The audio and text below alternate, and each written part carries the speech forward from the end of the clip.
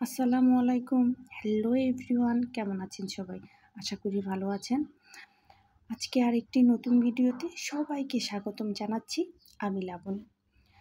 এই তো মেয়েকে নিয়ে প্রতিদিনের মতো সকালে যাচ্ছি কোচিংয়ে। এই তো নিচে নেমে যাচ্ছি। নিচে নেমে দ্রুত রিক্সা নিয়ে নেব। মেয়ের আজকেও পরীক্ষা আছে। এই তো আজকে নিচে নেমে দ্রুত একটি রিক্সা পেয়ে গেছি। যাচ্ছি। আজকে কোনো একটা রিক্সার জন্য দাঁড়াতে হয়নি। একদম রাস্তার সামনে আসার সঙ্গে সঙ্গে রিক্সাটা পেয়েছি। ভীষণ ভালো লেগেছে। আর মেয়ের আজকে পরীক্ষা। আজকে একটু তাড়াহুড়াও আছে যেন দ্রুত পৌঁছাতে পারি।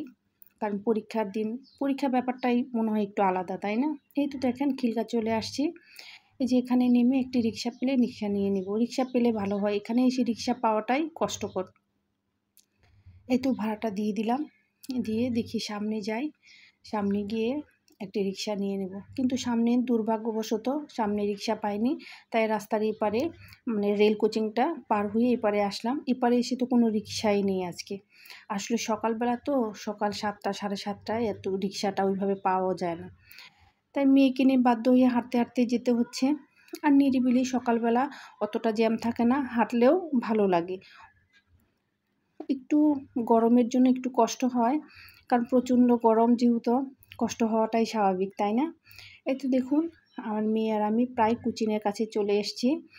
আর একটু গেলেই মেয়ের কোচিংয়ের ভিতরটা ভিডিও করতে পারবো না। বাইরে থেকে যতটুকু কথা হবে, কোচিং শেষ করে ইনশাল্লাহ আপনাদের সাথে দেখা হবে। এই তো কোচিংয়ের কাছে একদম চলে আসছি। মেয়ে টেনশনে আছে, আজকে পুরোটা না পড়েই মেয়ে পরীক্ষা দিবে, কারণ আগের ক্লাসগুলি মেয়ে পায়নি। এটুকু কোচিংয়ে একটু আগেই প্রথমেই মেয়ে চলে আসছে যেন একটু বইটা একটু পড়তে পারে, কিসের উপরে পরীক্ষা সেটা যেন দেখতে পারে। এই তো মেয়ে পরীক্ষা শেষ করে বের হয়ে গেল। তারপরে রিক্সা নিয়ে দ্রুত বাসায় চলে যাচ্ছি। মেয়ে বললো মাশাল্লাহ না পড়েও একটু রিভিশন দিয়ে মেয়ের পরীক্ষা মোটামুটি ভালো হয়েছে। এই তো বাসায়ও চলে আসছি। বাই দ্য ওয়ে, আমার ভিডিওটি কেমন লাগছে অবশ্যই কিন্তু আপনারা কমেন্টসে জানাবেন। সাবস্ক্রাইব করবেন, লাইক করবেন। আশা করি আপনারা সবাই পাশে থাকবেন। যারা লাইক করছেন, কমেন্টস করছেন তাদের জন্য অনেক অনেক ধন্যবাদ, অনেক অনেক ভালোবাসা। আর নতুন আপু ভাইয়ারা যারা আছেন অবশ্যই আমার ভিডিওটি দেখবেন, ইনশাল্লাহ আপনাদের ভালো লাগবে। এই তো দেখেন বাসায় এসে রেস্ট করে একটি ড্রেস তৈরি করছি। এগুলি ঈদের ড্রেস, কুরবানি ঈদের বানানো হয়নি, তাই এখন একটু টুকটুক করে আস্তে আস্তে বানাচ্ছি।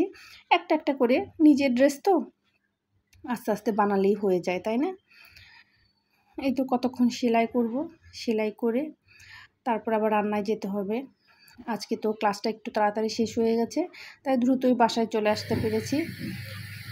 একটু সেলাই করে রান্নায় চলে আসলাম। আজকে একটু গরমে তো মাছ মাংস খেতে ইচ্ছে করছে না, তাই একটু অন্যরকম রান্না করলাম। একটু আলু সেদ্ধ করে আর পেঁয়াজি বানিয়ে ডিম পোস্ট করে একটা রান্না করলাম, অসাধারণ রান্না। এই রান্নাটা আমার শর্টে যাবে, ইনশাল্লাহ আপনারা দেখবেন, ভালো লাগবে। তাহলে আজকের মতো এখানেই বিদায় নিচ্ছি। দেখা হবে নেক্সট ভিডিওতে।